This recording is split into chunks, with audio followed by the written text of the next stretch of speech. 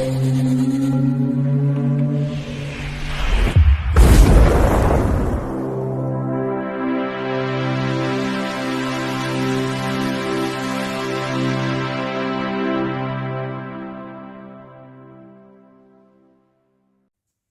Mike, it's me, and well, it's another episode of What I've Watched. So, let's get on with it.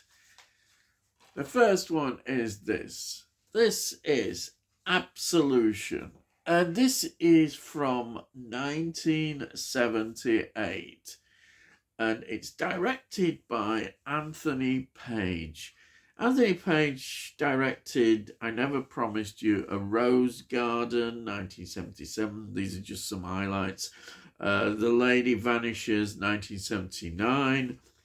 And Forbidden, 1984. And then some TV series and TV films. And of course, this stars Richard Burton. Richard Burton, this was a point in his career, later Richard Burton, where he does tend to choose a lot of different films. He needs the money. And this is a good one. I make no bones about that. This is a good choice. Some of his choices weren't always considered good, but this one is a great choice. So Richard Burton, you look at his career and he's such a great actor. Some of the films that he was in, like Alexandra the Great, 1956, The Longest Day, 1962, and of course Cleopatra, 1963, with Elizabeth Taylor, whose relationship was, well, it was news. It was news. They had quite a big, fiery relationship sometimes, but it was a big thing, his relationship. Of course, Beckett is in that. The Spy Who Came In from the Cold, 1965. Beckett, of course, was 1966. And the film that I think is absolutely wonderful, one of my all-time favourite war films, Where Eagles Dare, 1968. And of course, he was in Anne of the Thousand Days, 1971. Another brilliant historical film, absolutely Tudor period. What more can you say? He also was in Equus, which is quite a controversial film, very controversial, in fact, but a very good film. The Medusa Touch, 1978. Oh, another film I should have mentioned, which I think is great, is Villain, 1971. Well, he's a gangster and he's excellent, really quite frightening as well in it. Of course, he went on to do things like The Wild Geese, 1978. And his last film is really good. The very last film before he died, it is 1984. And he is brilliant in that. So he ended, I think, on a high performance in his roles. He's really good in that. Now, this film also has Dominic Gard, who was in The Go-Between, which, wow, I just love The Go-Between. The Go-Between is such a great film. And he was in Picnic at Hanging Rock. Wow. Picnic, another great film, 1975. And the great film Gandhi from 1982. It also should be mentioned that Billy Connolly appears in this. And he's on the old banjo, which, of course, he's very well known as a musician, comedian, and actor. It's not a big role, but he's in it. He's quite crucial to the plot. So, what is this about? It's this priest. He teaches at a boys' school, and he actually talks to the class and the people around him about the priest's role and confessions, and should confessions be very much in line with that whatever they confess goes no further. And if somebody has committed crimes, there's a dilemma is, knowing this, do you go to the police? And it's an interesting thing which is brought up and highlighted in this film. Now, he has a favourite pupil, and he also has somebody who he doesn't like, and he's this disabled lad as well, who is an important part of the film. But his favourite pupil plays this nasty trick on him. In a confession, he says that he's killed somebody, and he goes and have a look, and no, there's nobody there. But then, a second time, he goes, there is a body there. And wow, this suddenly becomes a very interesting dilemma about what is going on here. And this beautifully unfolds. And the ending is really very bleak as well. But this is a great film. I absolutely love these kind of religious kind of films as well. And, questions about religion and what, particularly with priests as well. This is absolutely fascinating. Love this film. The next film is Red Son. And this is a spaghetti western. Yes, it's directed by Terence Young, who did 3 Bond films. Dr. No, 1962. From Russia with Love, 1963. Thunderball, 1964. He also directed The Klansman, which is an excellent film, 1974.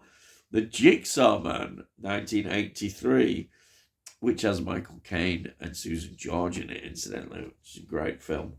Now, this stars the wonderful Charles Bronson.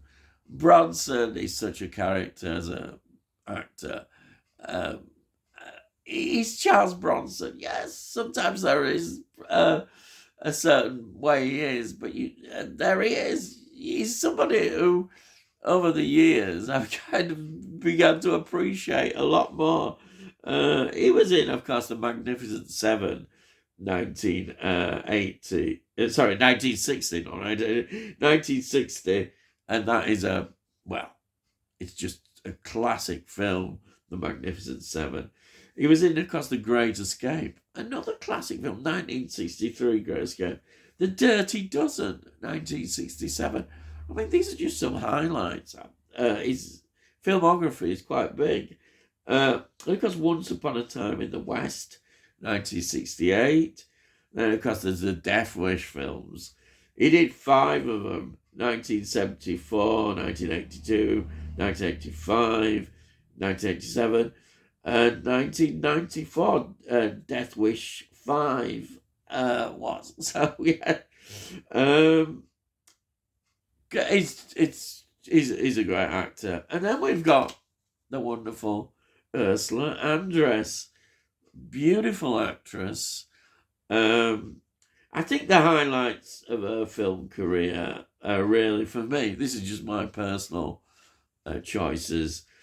Dr. No, of course, 1962, absolutely fantastic. When she comes out of the water, it's one of those iconic Bond moments. And she's great. That brilliant fantasy series that I've got great memories from my childhood, watching it on TV. It probably late 60s, early 70s. They're absolutely wonderful. Great actress. And then we've got, now I've got to get pronunciation here right, but I probably won't. Toshiro Mifune. Toshiro Mifune was in Samurai 1, 1954, Samurai 2, 1955, Samurai 3, 1956, The Samurai Saga, 1959. He was in Yojimbo, 1961, and Attack Squadron, 1963. Samurai Assassin, 1965. Samurai Rebellion, 1967. There's a big theme there, as you can see, in terms of the films. Now, he was also in a very good film, Admiral Yamato, 1968. The Battle of the Japan Sea, 1969. Midway, wow, that is a great film. That is 76. Shogun Samurai, 1978. He was in the Spielberg flop film, 1941, which is from 1979. He was in Shogun, 1980. Princess from the Moon, 1987. Shadow of the Wolf, 1992. And Deep River, 1985. Brilliant, absolutely. Great actor, absolutely. And then I have to say, isn't it? Yes, the French actor Alain Delon. I love saying that. Yes, he's in it, and I get a chance to say it like that. Well, what can I say about Alain Delon? He's a giant in French cinema, but also went to Hollywood and appears in so many different films. Highlights of his films, of course, are The Leopard, 1963. Le Samurai, 1967. La Piscine, 1969. And this is an absolute French classic. He is in Le Cercle Rouge from 1970. Brilliant gangster film. Honestly, that film is outstanding. And then he's in the award-winning, brilliant Monsieur Klein from 1976. What a film that is. He was also in, which is quite a film that made me smile. He was in The Concorde, Airport 79, 1979. Yes, wow, what can I say that?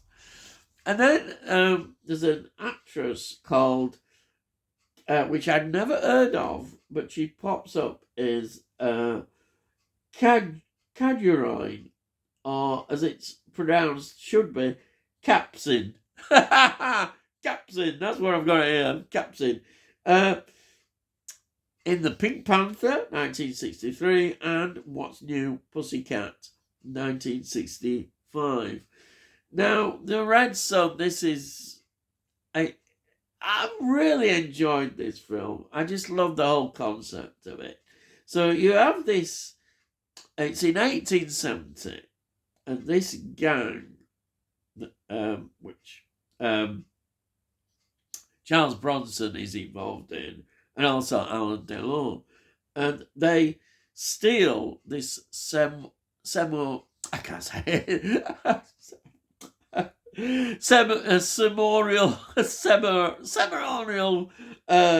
Japanese sword, and it's made of gold, and it's a gift for the US president, and Alain Delon is a villain as well in this, and he runs off with it.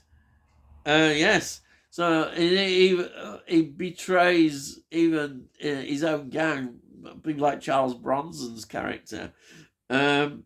So he wants to get back at him, and also the samurai wants to get this back, and he is determined. So he forms a relationship in many ways with Bronson's character and their determination to get this back. And of course, Bronson wants his revenge. And it's brilliant. You've got the clash. It's one of those, you can say it's almost like a typical sort of buddy movie that starts off not like that. And they kind of grow a great respect and understanding for each other as they go along. It is absolute. I love this film. It surprised me how good it is. It's so enjoyable. I think I put it down. I think it's one of my favourite Charles Bronson films.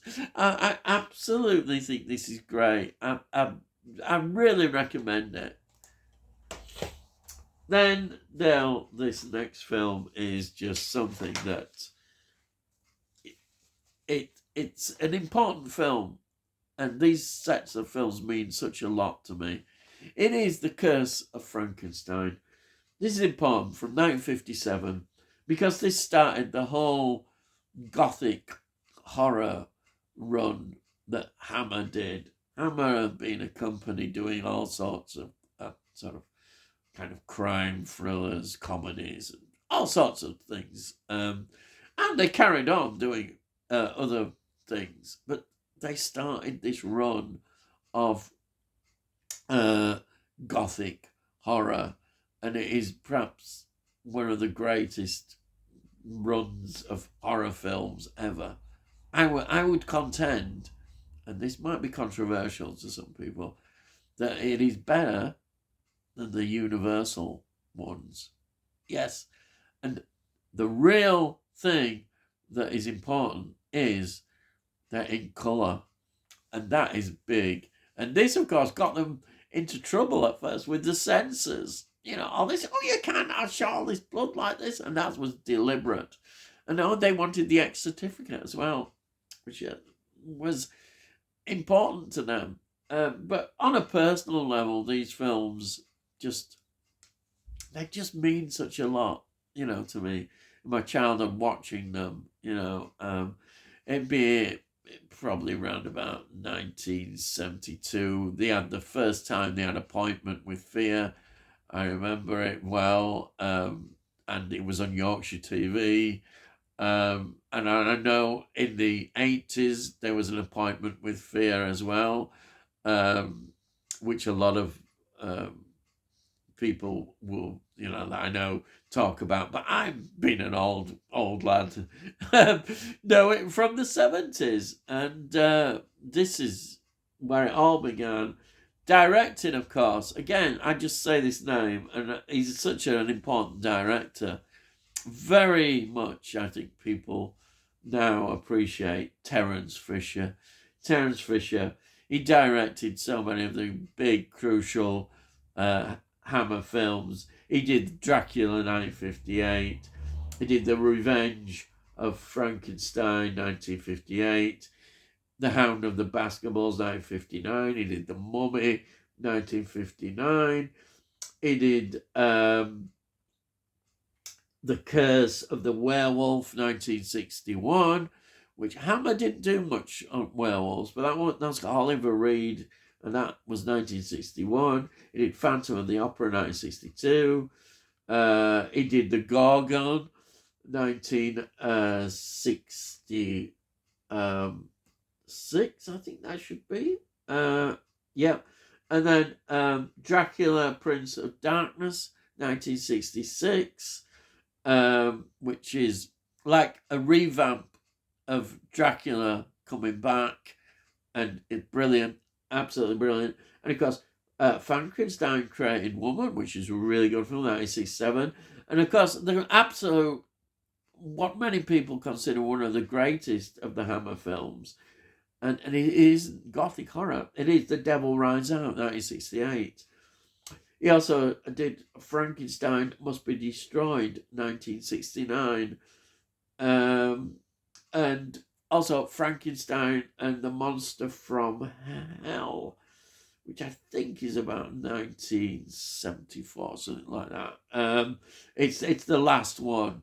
And a lot of people really criticise that film with the look of the monster and what have you. I actually think it's quite good fun. It is quite gory as well. But that is a really good one. So Terence Fisher, great director. And of course, this film stars Peter Cushing. I don't need to go through everything about Peter Cushing. It's Peter Cushing. And what a career. Just so many. He began to epitomise what Hammer stood for. And he plays, of course, Dr. Frankenstein. And then we've got Christopher Lee, who plays the monster. Christopher Lee, another, just such a great actor. I just think he's fantastic. And he continued such a long career as well, working for so many years. Right up, I think we ended up in Star Wars and Lord of the Rings. And, oh, yeah, these later years. But Christopher Lee plays the monster, and as he jokingly says, he got the part because they asked for somebody big, and he turned up. And you know what? They couldn't.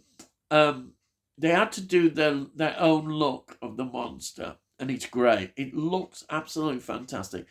Because they could be in trouble from Universal if they looked like Karloff. So they did their own look, and I think it works really well. Now.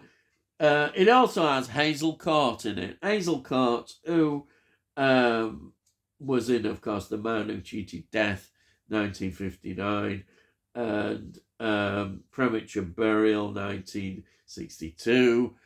Now, here we are, The Raven, yes, 1963. And one of my all-time favourite horror films, The Mask of the Red Death, 1965. She's in that. She's brilliant in that. She's great in this. She plays the part. She's already announcing to the world what Hammer love to show, which is rather busty ladies as the heroines of just generally. We get it here, and this is in 1957. So this is pushing the censors a little bit as well, because it's in colour. And the blood, some of the scenes, very interesting. The censors were very worried, but they cleverly did a lot of negotiations with the censors. And they wanted this X certificate as well, which they got. The eyeball scene is most notorious. They didn't like that, and there's certain cuts of it. And the eyeball scene. But this is a great film. It's a great introduction to Hammer. So important in the whole history and context of Hammer. Absolutely love it. What one can say. Now, the next film is... let's have a look here. Sorry. Yep, here we are. It is The Pride and the Passion. Now, The Pride and the Passion, on paper for me, seemed to be the kind of film that I really wanted to like, because it's set in the Napoleonic period. There it is. And you look at the cast. We have got in the cast Cary Grant. Cary Grant, what an actor. So many great films. Often associated with the Hitchcock films as well. Notorious, 1946. To Catch a Thief, 1955. And of course, North by Northwest, 1959, which is a classic. Charade, 1963. Father Goose, 1964. Walk, Don't Run, 1966. Great. And then we've got Frank Sinatra. Now, Frank Sinatra is interesting.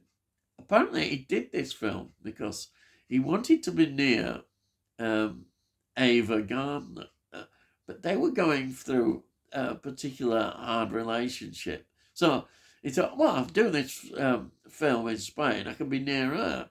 Unfortunately, it didn't work out for him, and they did separate and didn't get back together.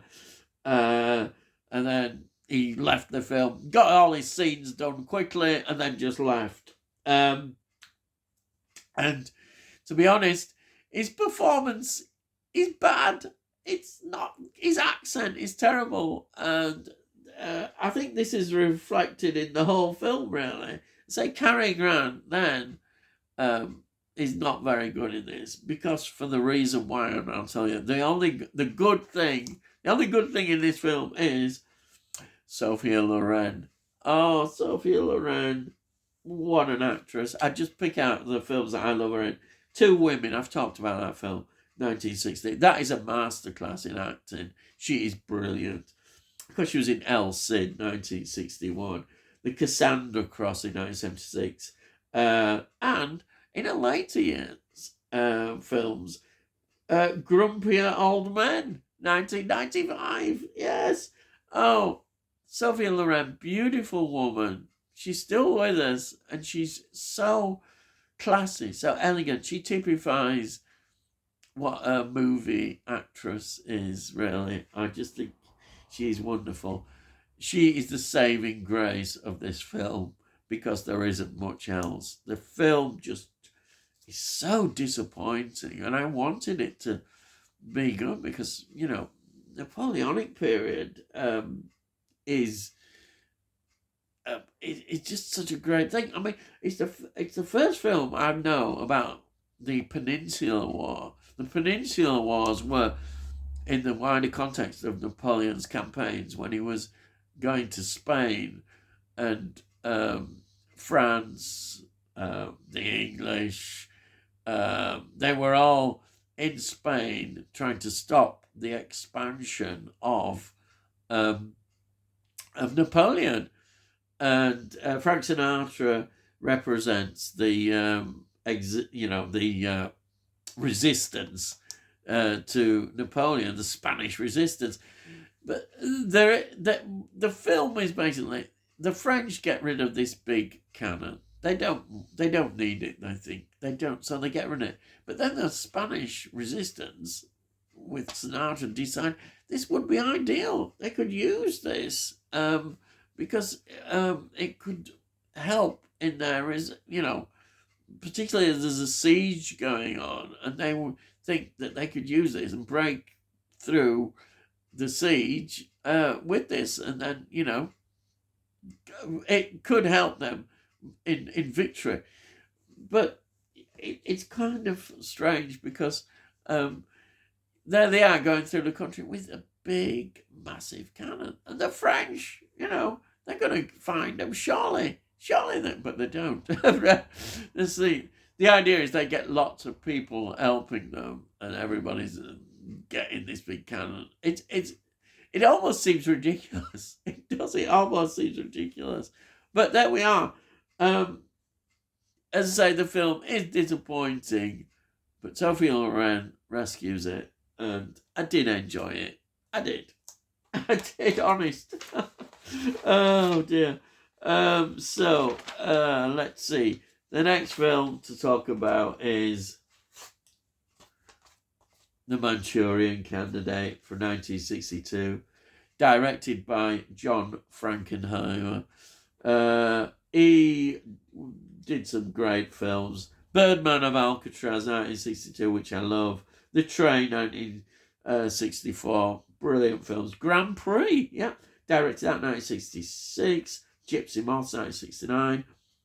French Connection 2, 1975. Black Sunday, 1977. The Island of Dr. Moreau, 1996. And Ronin, 1998. Now, this stars Frank Sinatra again. Frank Sinatra, his career as an actor is just amazing. Some great films. Among them, I would say High Society, 1956. Pal Joey, 1957. Ocean's 11, 1960. Von Ryan's Express, my favourite war films, 1969. 65, yeah. Tony Rome, 1967. And there's just a few films. Frank Sinatra. And then we've got Laurence Harvey, who is a great actor as well. He was in The Good Die Young, which I've mentioned, I think, before, 1953. Room at the Top, of course, 1959. Espresso Bongo, 1959.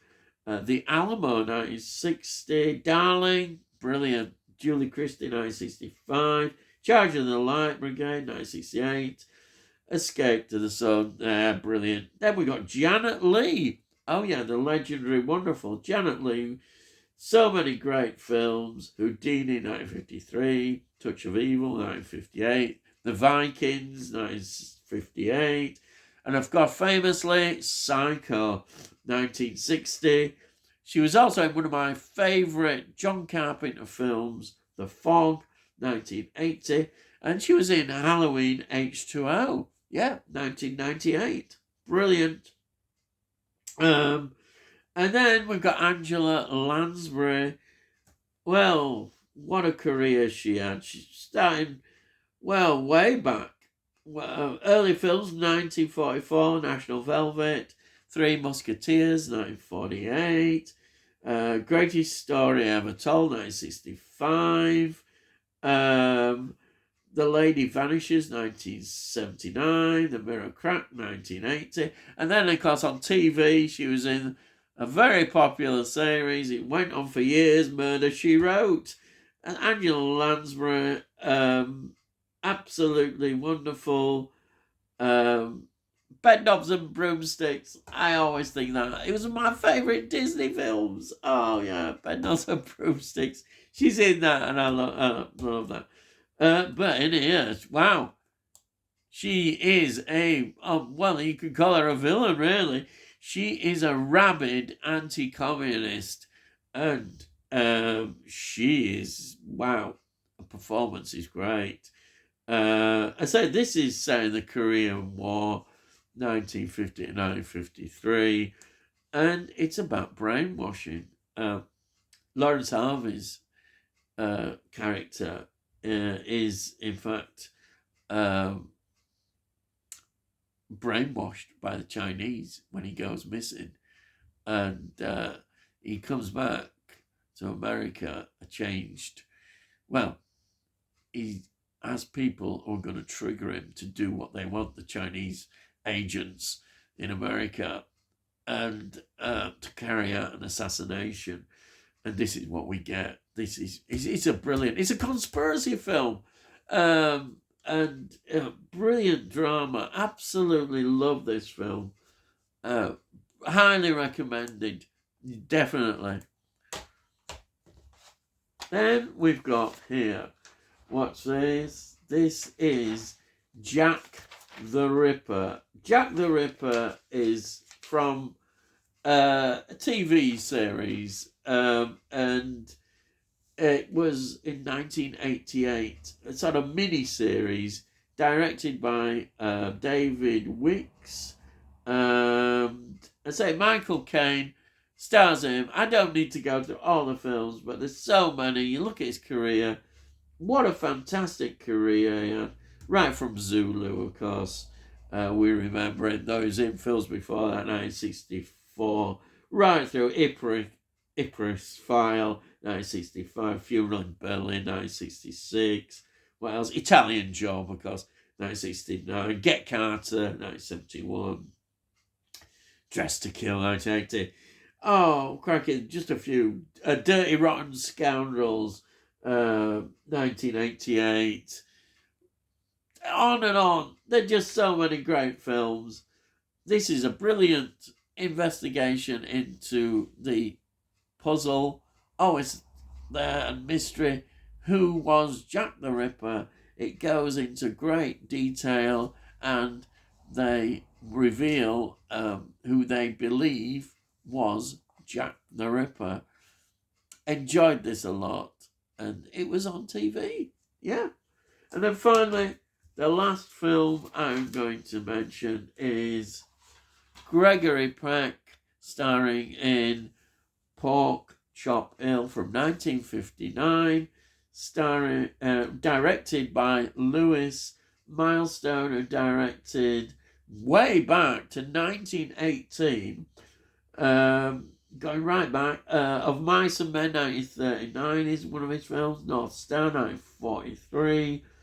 Les Miserables, 1952. Ocean's 11, 1960. And the brilliant Mutiny on the Bounty, 1962, starring Marlon Brando. Those are just a few highlights of his career. Of course, it stars Gregory Peck, Gregory Peck, what another wonderful actor with a great career. Films like Spellbound, 1945, The Yearling, 1946, Jewel in the Sun, 1946, The Big Country, which is 1958, On the Beach, 1959, Guns of Navarone, I've got to mention that, all-time great war film, and another brilliant film, To Kill a Mockingbird, 1962. He was in The Omen. Well, what can I more? 1976, The Omen. Boys from Brazil. See that, 1978. Seawolves, 1980. Then we've got also Harry Gardino. Hell is No Heroes, 1962. Madigan, 1968. Jigsaw, 1968. Dirty Harry. Well, there you are, 1971. The Enforcer, 1976. We do see an early role for George Peppard. Not very big, but he's there in it.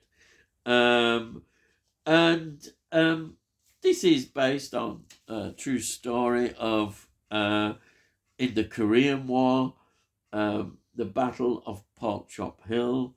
And basically, it's a set where this group of only 25 men have to hold out against the Chinese and Korean forces. And in the background, you've got peace negotiations going on. And it seems an impossible task, but they're waiting for reinforcements to come. And you look at this film and you think, this is another great war film. The way they do it is absolutely fantastic. I would say also it's a very grim film. The way you see all the trenches and the way war is, this is good. It's not treating it as something that, is heroic in that sense. And it is, in a way, the way these men are heroic in their stoicism of how they get through this. How do they manage to get through what is going on? The fear of death is, you can smell it. It's there. And this film is grim, and it's rugged. If ever people wanted to see an anti-war film about the futility of war, this is a film to show. But I don't know whether it's meant in that way. I feel it's actually recognizing that these men, what they went through and what they did. And I think that's important. That's what should be seen in these war films. Yeah, that's it. I think that one, it stands out for me. Absolutely thought it was great. And that's it. I have gone on a long time. Oh, I'm sorry. I hope if you're still here. but anyhow, hope you've enjoyed it. I've enjoyed doing it. I love doing this. So if you've liked this video, please give the video a like. It's good for my channel and gets it onto YouTube, and hopefully other people enjoy it. And if you've got any comments, please put your comments down. I love to read your comments. I'll always reply to them. And if you're new to my channel, I'm subscribed. Well, why not subscribe? And you can see all the sort of stuff I do, all these reviews and other things. And, just have a look. You might find something you might enjoy. And that's it. Yes. So all I've got to say is, I'll see thee again.